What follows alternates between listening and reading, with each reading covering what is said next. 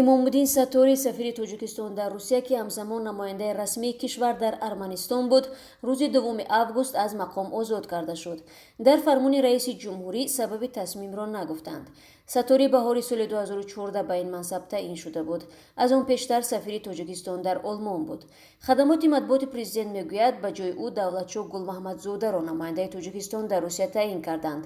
Гулмаҳмадзода токунун дар мансаби муовини нахуствазир кор мекард.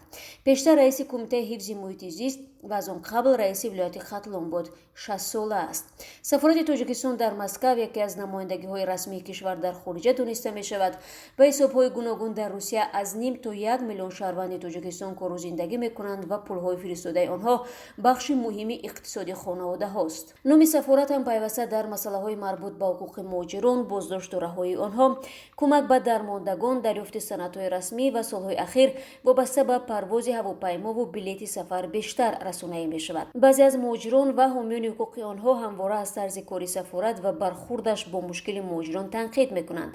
Аммо дар намояндагии расмӣ ҳамеша гуфтанд, ки дар фикри муҳоҷирон ҳастанд ва ҳеҷ дархости онҳоро бепосух нагузоштанд. рӯзи 2 август дар чанд намояндагии дигари Тоҷикистон дар хориҷа тағйирот сурат гирифтааст. бинобар он Файзулло Холбобоевро аз мансаби сафири фавқулода ва мухтори Тоҷикистон дар Молдова барканор карданд.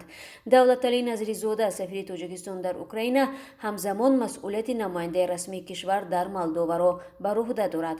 Хусрав Нозирӣ, ки то ин дам муовини вазири корҳои хориҷӣ буд, акнун дабири куллии созмони ҳамкориҳои иқтисодӣ таъин шуд.